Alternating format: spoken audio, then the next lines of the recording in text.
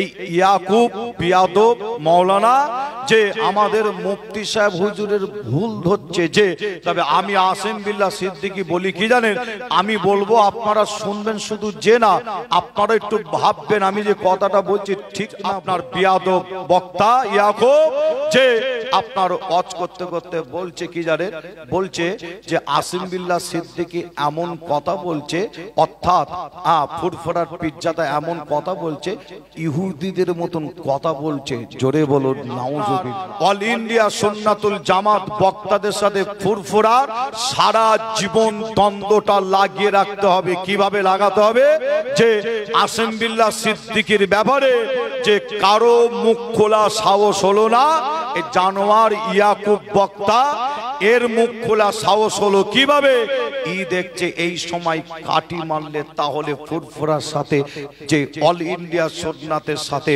দ্বন্দ্ব ঝামেলাটা আরো লেগে থাকে। পীর সাহেব নাম করা যদি দাড়ি যদি এরকম ছোট ছোট করে কেটে যদি ঘুরি, সমাজের মানুষ ভালো বলবে না খারাপ বলবে? বলেন ভালো বলবে না খারাপ বলবে?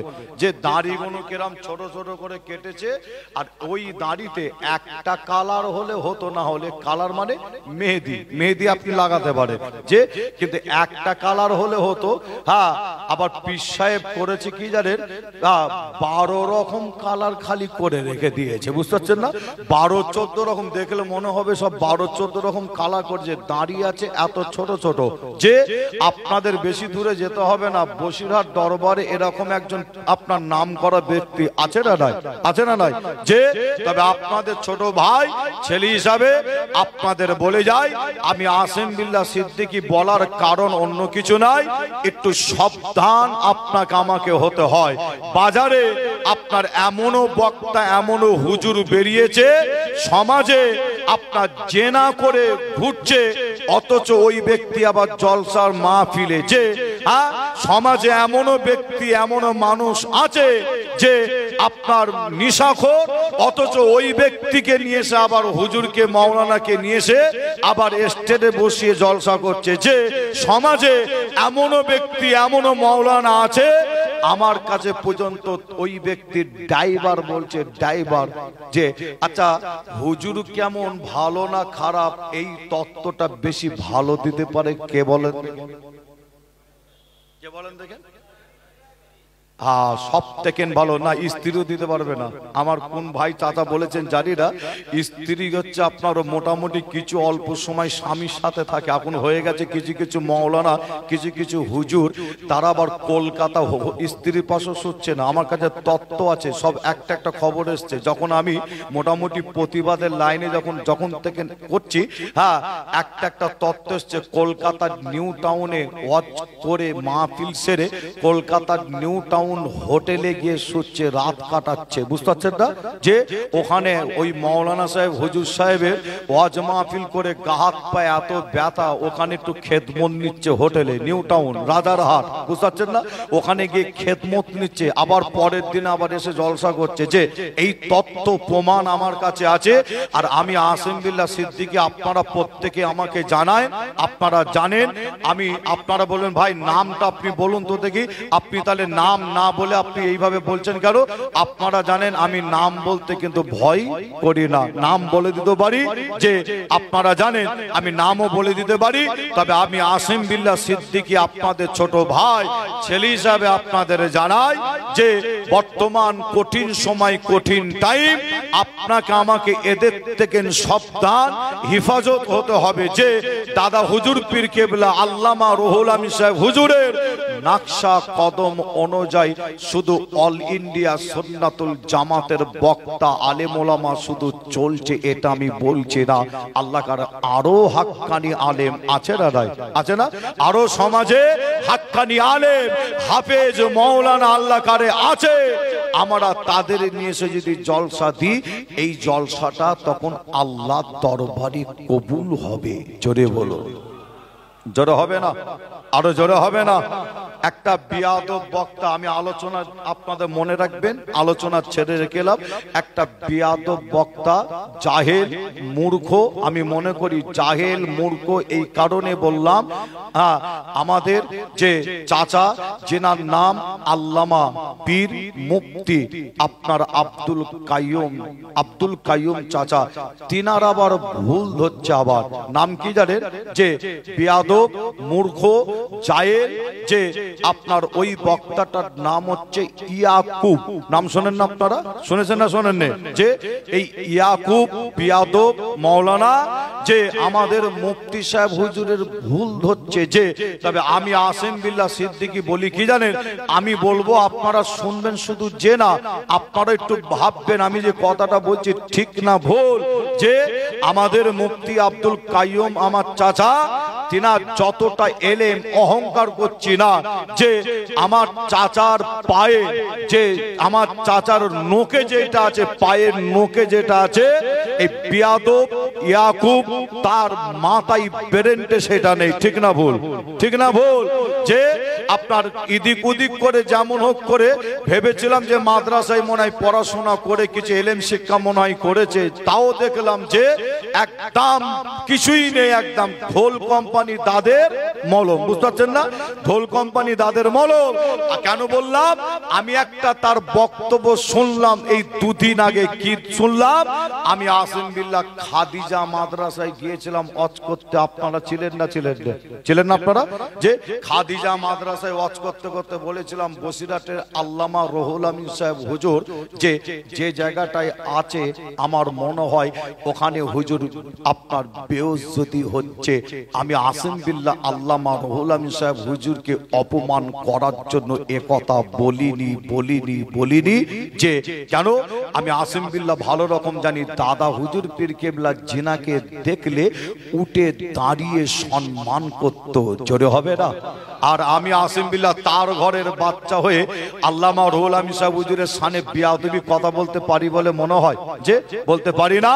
তবে আমি আসিম বিল্লাহ সিদ্দিকী আবারও বলছি, কথা বলেছিলাম ওখানে বেইজ্জতি হচ্ছে। যে আমি আসিম বিল্লাহ বলেছিলাম ইসলাম শরিয়ত যদি হুকুম দিত কি আল্লামা রুহুল আমিন সাহেব হুজুরের লাশ, তাহলে ওখান থেকে তুলে খাদিজার মাটিতে দাফন করে দিতাম। যে এই কথাটাকে ধরে বিয়াদব মূর্খ জাহেল অযোগ্য বুড়ো হয়ে গেল, একটা পা কবরে চলে গেল, এখনো কাটি মারতে ছাড়লো না। আমার এই আলোচনাটাকে নিয়ে আপনার বিয়াদব বক্তা ইয়াকুব যে আপনার ওয়াজ করতে করতে বলছে কি জানেন? বলছে যে আসিম বিল্লাহ সিদ্দিকী এমন কথা বলছে, অর্থাৎ ফুরফুরার পিজ্জাটা এমন কথা বলছে, ইহুদিদের মতন কথা বলছে। জোরে বলুন নাউজুবিল্লাহ। আরো জোরে হবে না? তবে আমি আসিম বিল্লাহ আপনাদের প্রমাণ দিয়ে যাচ্ছি। আজকে আপনাদের বলে যাই যে কিতাবের মধ্যে পাওয়া যাচ্ছে জান্নাতের সর্দার আল্লাহ করেছিলেন ইমাম হাসান, ইমাম হোসেন হুজুরকে জান্নাতের সর্দার করেছিলেন। আর সেই জান্নাতের সর্দার ইমাম হোসেন হুজুর শহীদ হয়েছিল কারবালার জমিনে। যে কারবালার ময়দানের ঘটনা আপনারা প্রত্যেকেই কম বেশি জানেন।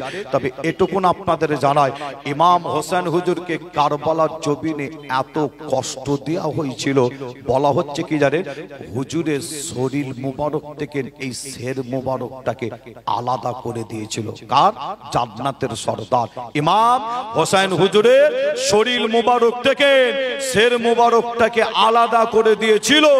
যে আপনাদের জানায় ইমাম হোসেন হুজুরের এই শরীর মুবারকের মাজারটা কোথায় জানেন? হুজুরের শরীর মুবারকের মাজার হচ্ছে একটা দেশ আছে, দেশটার নাম হচ্ছে ইরাক। কি নাম? ইরাক। ইরাকের জমিনে শরীর মুবারকের মাজার। আর এই শের মুবারকের মাজারটা কোথায় জানে? হুজুরের শের মুবারকের মাজার হচ্ছে ইতিহাস সাক্ষী দেয়, কিতাবের মধ্যে পাওয়া যায় অন্য আরেকটা দেশে। দেশটার নাম হলো মিশর। কি নাম? মিশর। তাহলে মিশরের জমিনে ইমাম হোসেন হুজুরের শরীর শের মুবারকের মাজারটাও ওখানে হলো কিভাবে?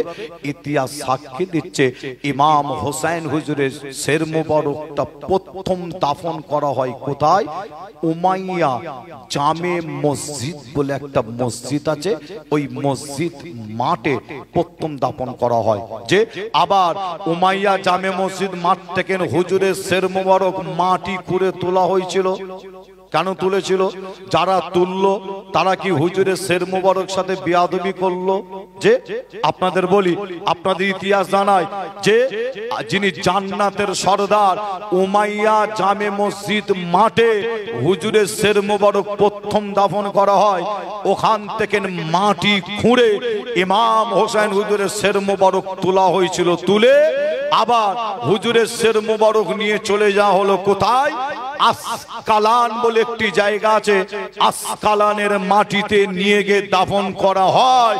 বহুদিন পরে আবার আসকালানের মাটি থেকে ফের তোলা হচ্ছে মাটি খুঁড়ে ইমাম হোসেন হুজুরের শের মুবারক, জান্নাতের সরদার, তার শের মুবারক মাটি খুঁড়ে আবার তোলা হচ্ছে।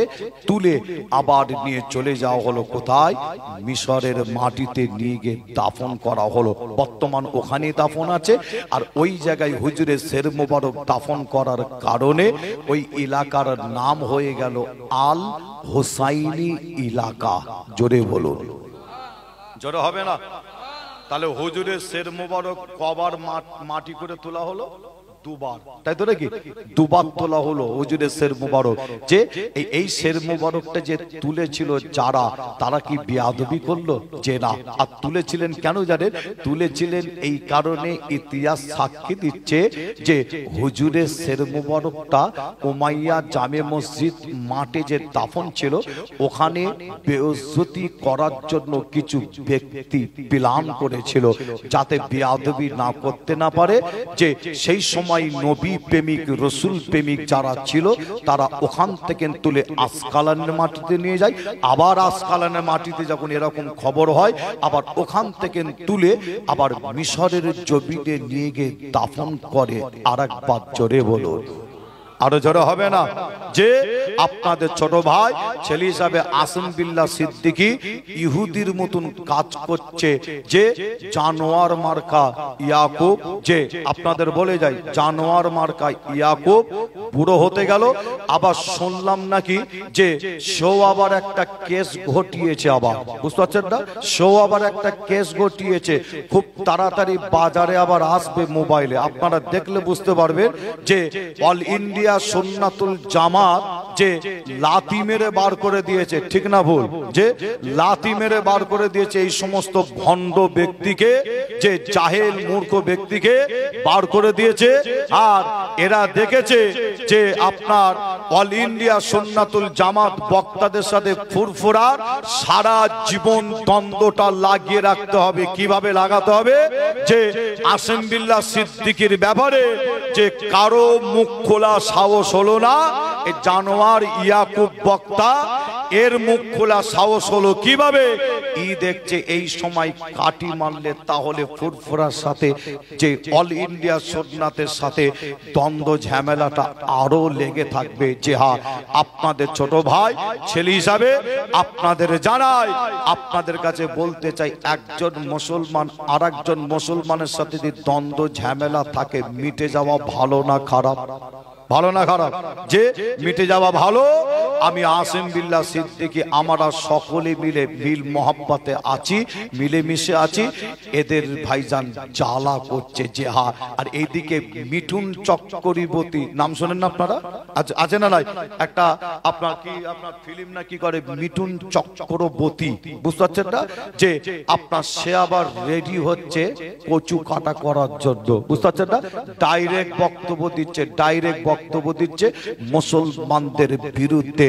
আমাদের এক হওয়ার প্রয়োজন কোথায়?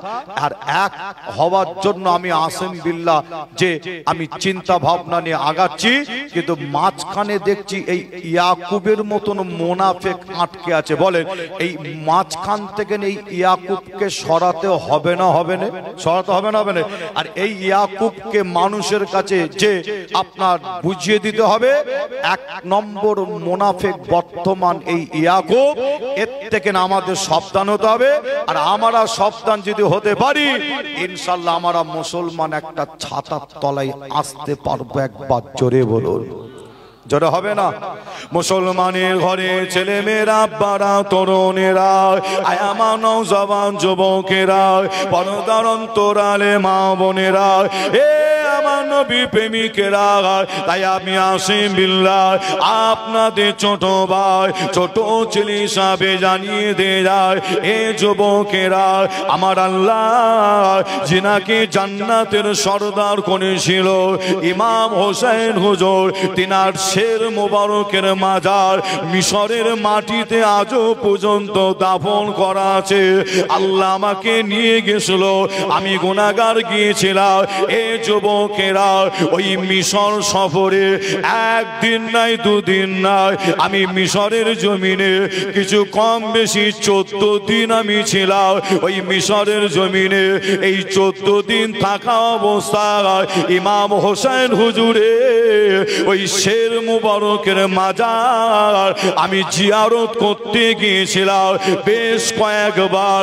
আমি গিয়ে দেখলাম কি জানেন, হুজুরের মাজার জিয়ারত করার জন্য সারা পৃথিবী জুড়ে নবী প্রেমিক, রসুল প্রেমিক, সারা পৃথিবীর কম বেশি মুসলমান তারা গিয়ে হুজুরের শের মোবারক জিয়ারত করে, দোয়া চায়।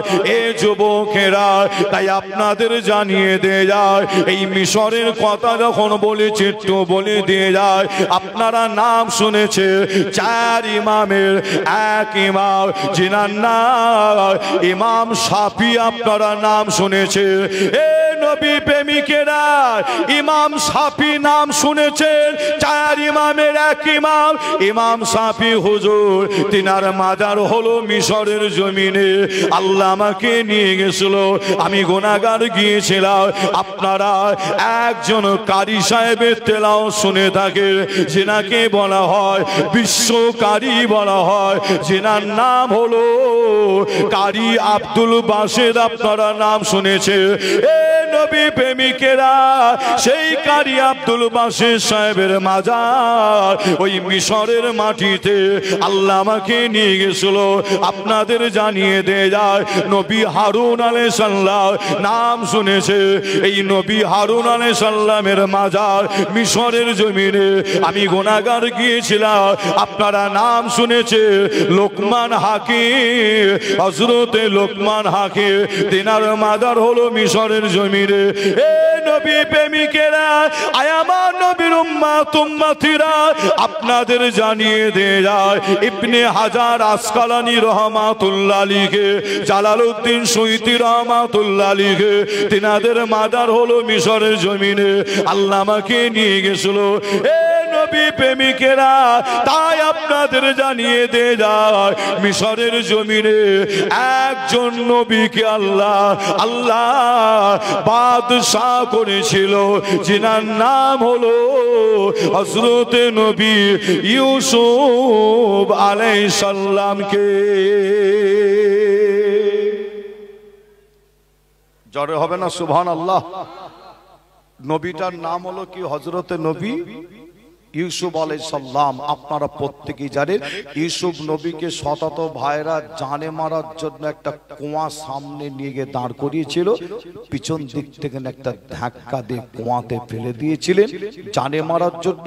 কিন্তু আমার আল্লাহ ইউসুফ নবীকে ওই কুয়া থেকে তুলে মিশরের বাদশা করে দিয়েছিলেন। জোরে বলো, আর একটু জোরে হবে না? যে আর এই ইউসুফ নবীর ঘটনা আপনারা একবার নাই বহুবার শুনেছেন। আমি আপনাদের এতটুকুন বলতে চাই, ইউসুফ নবী ইন্তেকাল করেছিলেন মিশরের জমিনে। কোথায় কোথায় করেছিলেন? মিশরের জমিনে। দেখেন ইউসুফ নবীর লাশ মোবারক কবর তোলা হচ্ছে। দেখেন যে আপনাদের ছোট ভাই ছেলে হিসাবে আবারও বলছি, যে জায়গাটা যদি আপনাদের পছন্দ যদি না হয়, যে যিনারা আমার বিরোধিতা করছে এই কথাটা শুনে, জামিয়া কি নাম মাদ্রাসাটার নাম? কি নাম, জামিয়া।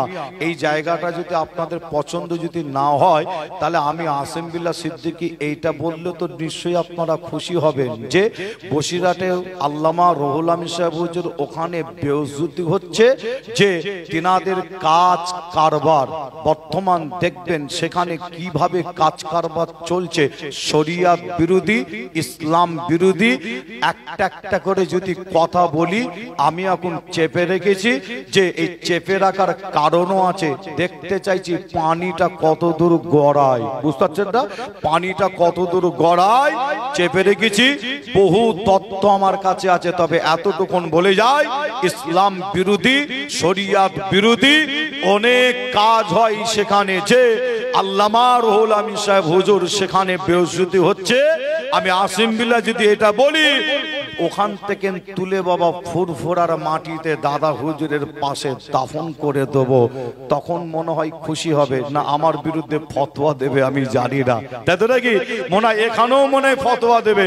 আমি ভাবছি মনে হয় যে খাদিজা নামটা বলেছে বলে মনে হয় এত বিরোধিতা হচ্ছে, বুঝতে পারছেন না, যে খাদিজা নাম শুনলে ওদের গা জ্বালা করে না, যে এই ইয়াকুব এখন দেখবেন মহিলা মাদ্রাসার বিরোধিতা করে, কি করে না, এই ইয়াকুব মহিলা মাদ্রাসার বিরোধিতা করে, কিন্তু একটা সময় ওই ইয়াকুব আবার মহিলা মাদ্রাসায় গিয়ে জলসা করতো, ঠিক না ভুল, ঠিক না ভুল বলেন? ওই ইয়াকুব তখন মহিলা মাদ্রাসায় গিয়ে জলসা করতো, তখন ফতোয়া তার মুখিয়াত ছিল না। হ্যাঁ, তখন হচ্ছে খুব ভালো যে কাইয়ুম সাহেবকে তখন কত আপনার লাকাব দিয়েছে, আল্লামা থেকে দিয়ে কত বড় বড় লাকাব দিয়েছে। যখনই সংগঠন থেকে লাথি মেরে বার করে দিয়েছে, যে তখনই এবার কাইয়ুম সাহেবের বিরোধিতা শুরু করে দিয়েছে, আব্দুল কাইয়ুম চাচার বিরোধিতা করে দিয়েছে, যে হ্যাঁ উনি ওয়াজ করতে করতে বলছে আমরা নাকি আমাদের আব্দুল কাইয়ুম চাচাকে আমরা নাকি বাড়াতে বাড়াতে বাড়াতে বাড়াতে আমরা নাকি নবীর সাথে নাকি তুলনা করছি। জোরে হবে না নাউজুবিল্লাহ? আরো জোরে হবে না? আচ্ছা আপনারা বলেন, আমরা কোন সময় আমাদের আব্দুল কাইয়ুম চাচাকে আমরা নবীর সাথে তুলনা করেছি বলে মনে হয়? বলে মনে হয় যে, আর তিনি সাধারণ মানুষকে কিভাবে বোঝাচ্ছে দেখেন, যে যাতে অল ইন্ডিয়া সুন্নাতুল জামাতের পাশ থেকে আমার আব্দুল কাইয়ুম চাচার পাশ থেকে মানুষ যাতে সরে যায়। কিন্তু মানুষ কিন্তু এত বোকা নাই, তাই তো নাকি? যে মানুষ কিন্তু এখন এত বোকা নাই, যে আর ওই আপনার জানোয়ার, আমি এই কারণে বলছি জানোয়ার কাকে বলা হয় বলেন দেখেন, যার মধ্যে মানুষের কোনো চরিত্র থাকে না, ওই ইয়াকুব। তাই আমি বলছি কি জানেন, ওই জানোয়ার এক সময় বলেছিল কি জানেন, ফুরফুরার হুজুররা সালা, বলে রে ফুরফুরার হুজুররা সালা, টাকা আর বউ ছাড়া কিছু বোঝে না, বলেছিল না? বলে রে, বলেন আপনারা শোনেন রে, আজও রেকর্ডিং আছে মোবাইলে, বলেছিল ফুরফুরার হুজুররা সালা, টাকার বউ ছাড়া কিছু বোঝে না। আমি আপনার এই কথার আমি বিরোধিতা একটা টাইমে করেছিলাম, তবে এখন আমি বুঝতে পারছি কি জানেন, তিনি আবার কথাটা একদম কিন্তু ভুল বলেন। কেন বলেন দেখেন এই কথা বললাম? তিনি আবার এই কথাটা একদম ভুল বলেন এই কারণে যে উনি বলেছিল কি জানেন, উনি যাদের বিরুদ্ধে বলেছিল ফুরফুরার কিছু, যে সব নাই, ফুরফুরার কিছু পীর সাহেব, ফুরফুরার কিছু পীরজাদা। আপনাদের তাহলে একটু ভেঙে বলতে হয়, উনি এই কথাটা ভুল বলেন, যে ঠিক বলেছিল। এই কেন বলছি, ওনার কথাটাকে সাপোর্ট করছি এই কারণে, ফুরফুরার বর্তমান দুটো ভাগ, ফুরফুরার পীর সাহেব পীরজাদাদের মধ্যে এখন দুটো ভাগ, বুঝতে পারছেন না? দুটো ভাগ একটু বলে যাই কেমন ভাগ, যাতে আপনারা সাবধান হতে পারেন। কেমন ভাগ? একটা ফুরফুরার ভাগ হলো যে আমার ফুরফুরার আল্লাহ করে আমার অনেক চাচা, আমার অনেক ভাইরা, দাদা হুজুর, 5 হুজুর, আল্লামা রুহুল আমিন সাহেব হুজুর, ইনাদের নকশা কদম অনুযায়ী চলছে।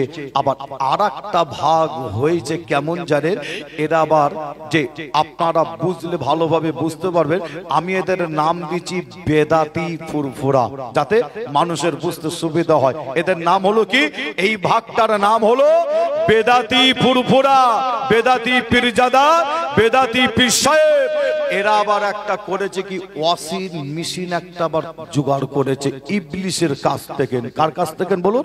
যে ইবলিসের কাছ থেকে একটা ওয়াশিং মেশিন জোগাড় করেছে। আর সেই ওয়াশিং মেশিনটাই করছে কি জানেন?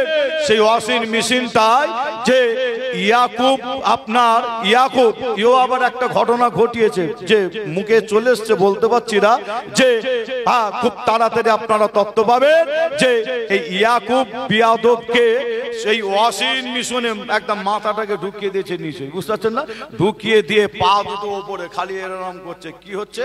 হ্যাঁ ইয়াকুব বলেছিল ফুরফুরার হুজুরা সালা টাকার বউচারা কিছু বোঝে না। হ্যাঁ ওর হচ্ছে গুনাহ মাফ করছে ওয়াশিং মেশিনে, বুঝতে পারছেন না? হ্যাঁ আপনার বেদাতি পীরজাদা পীর সাহেবদের কাছে একটা ওয়াশিং মেশিন, হ্যাঁ জেনা করেছো তুমি চলে এসো, জেনা যে করেছো ওয়াশিং মেশিনে ভরে দিচ্ছে, বুঝতে পারছেন না? চুরি করেছো চলে আসো, তাকে ওয়াশিং মেশিনে ঢুকিয়ে দিয়ে গুনাহ মাফ হচ্ছে। তুমি মালের বোতল নিয়ে বসে খেয়েছো, মাল খেয়েছো চলে এসো, তুমিও ওয়াশিং মেশিনে চলে এসো, বুঝতে পারছেন না? এইভাবে একটা একটা করে ওয়াশিং মেশিনে ঢুকাচ্ছে। হ্যাঁ বলছে সব ফুরফুরার সাথে ঠিক হয়ে গেছে, বুঝতে পারছেন না? আর ইয়াকুব ওই কথাটা বলেছিল আর এই বেদাতি পীরজাদাদের বিরুদ্ধে বলেছিল যে এটাই আমি বলতে চাই যে যে যারা হকের উপরে ন্যায়ের উপরে সত্যের উপরে আছে তাদের বিরুদ্ধে বলেন, যাদের বিরুদ্ধে বলেছিল আবার তাদের ওয়াশিং মেশিনে আবার গিয়ে আবার ইয়াকুব ঢুকেছে।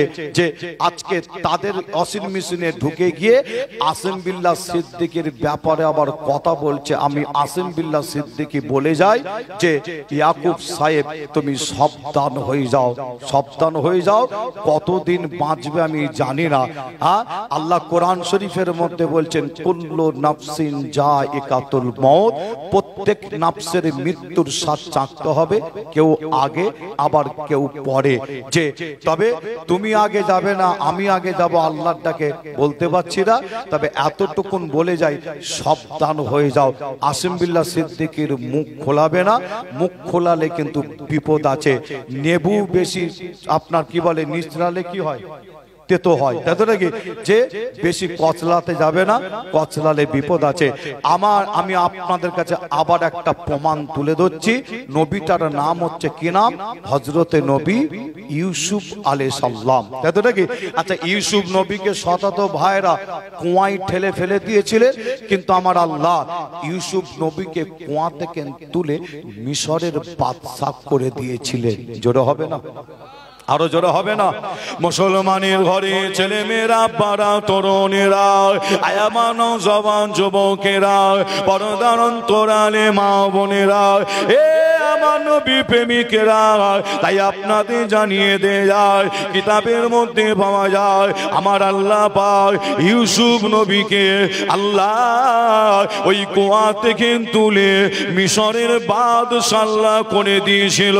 কিন্তু আপনাদের জানিয়ে দেয়া ইউসুফ নবী ইন্তেকাল করেছিল, মিশরের জমিনে ইন্তেকাল করেছিল। এ নবী প্রেমিকেরা, আমার মুরব্বী চাচা জানেরা, একটু প্রমাণ আপনারা নিয়ে নেন। আমি নবীর কথা বলছি, আমি কোন ওলির কথা বলছি যে না, কোন পীর সাহেবের কথা বলছি যে না, আমি একটা নবীর কথা বলছি। ইউসুফ নবী ইন্তেকাল করলো, মিশরের জমিনে ইন্তেকাল করলো।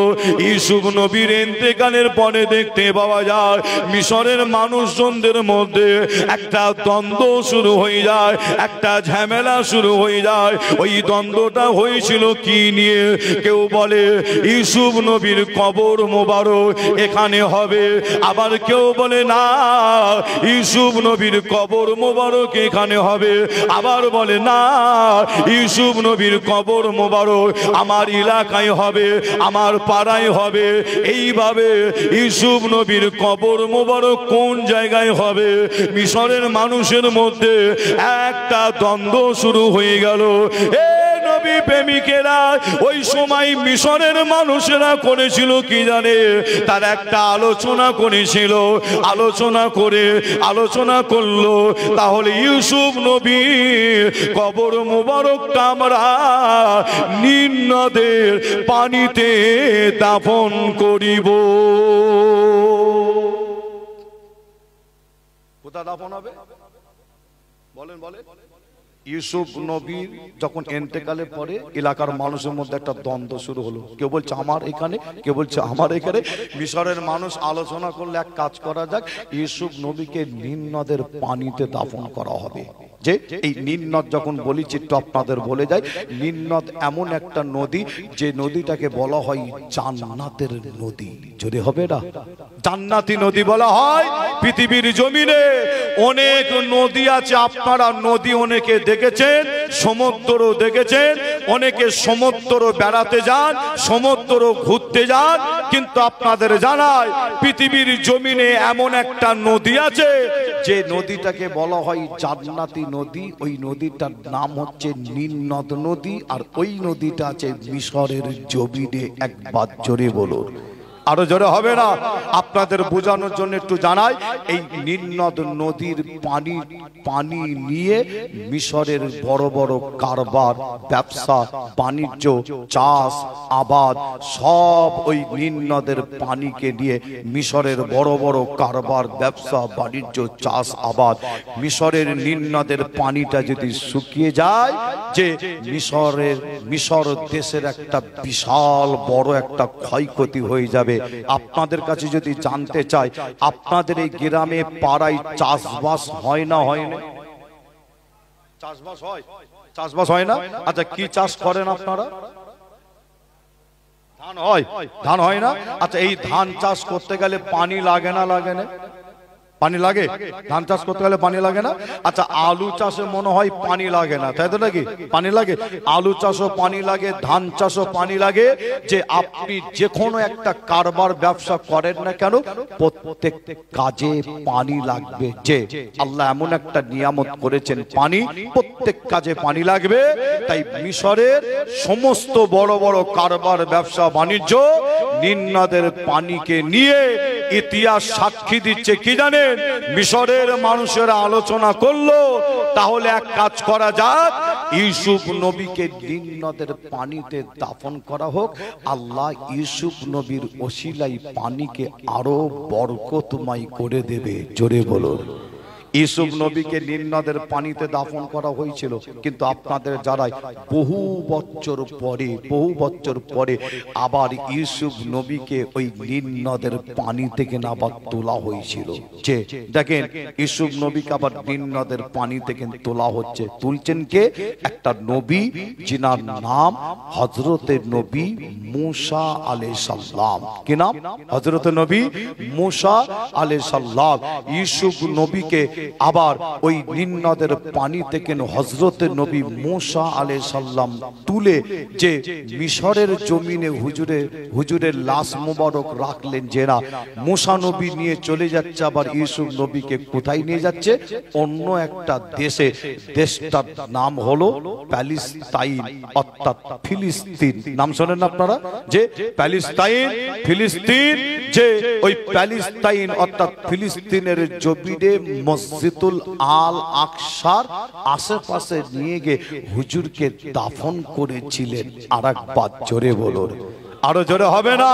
যে ইউসুফ নবীর যে লাশ মোবারক আবার তোলা হয়েছিল নীল নদ থেকে, যে কিতাবের কথা, যে ইউসুফ নবীকে তুললেন কে?